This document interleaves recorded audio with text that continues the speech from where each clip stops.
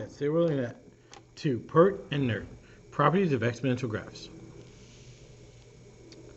The student works 1, 2, and 3. All right, let's take a look at the next page. Go ahead and mark this page out.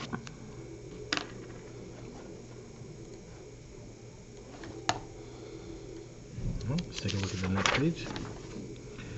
Activity 2.1, key characteristics of exponential functions. Consider the equation of the 6 functions you scored in the getting started. 1. Sarah's teacher asked them to each write a rule that determines whether the function represents exponential growth or decay based on its equation.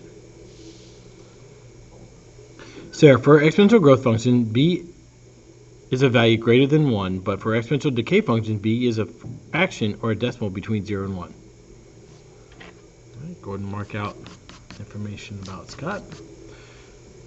Let's take a look at 2. Which b values for the functions f of x equals b to the x produce neither growth nor decay? Provide examples to support your answer. Any b values that are equal to or less than 0 or equal to 1 produce functions that are neither growth nor decay functions.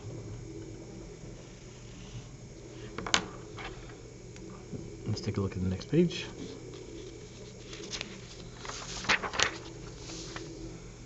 3. Write an exponential function that satisfies the given characteristics. A increases over negative infinity to positive infinity and has a reference point of 1, 6. The equation is f of x equals 6 to the x power. B decreasing over negative infinity to positive infinity, reference point of negative 1, 4. That function is f of x equals 1 divided by 4 to the x.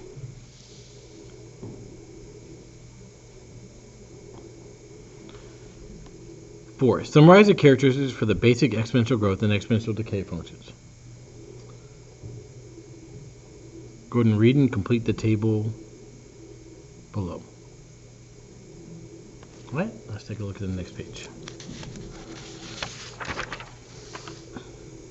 2.2, the natural base E. Helen is opening her first savings account and is depositing $500. Suppose she decides on a bank that offers 6% annual interest to be calculated at the end of each year.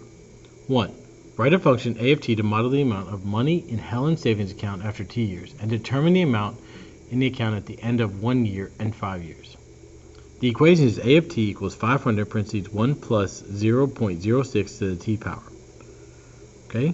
For 1 year, we're going to plug in 1 into the equation. So we have 500 times 1 plus 0.06 to the 1 power. And 500 for 5 years, 1 plus 0.06, we plug in 5 into that. Let's go ahead and use Desmos to do that. So 500 is 1 plus 0.06 to the 1 power, which is 530.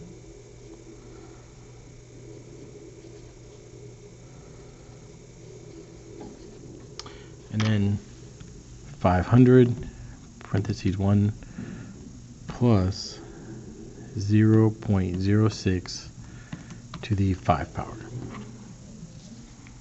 $669.11.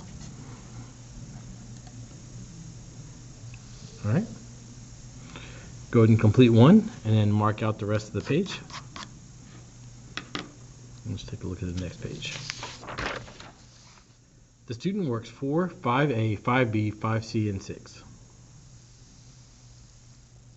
All right, let's take a look at the next page. Recall that in question 4, the variable k represents the number of compounding periods per year. Let's examine what happens as the interest is compounded more frequently. 7.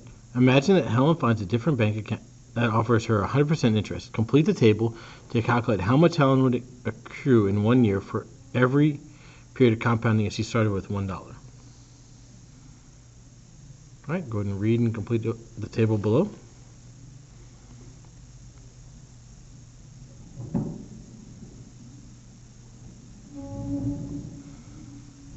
All right, let's take a look at number 8.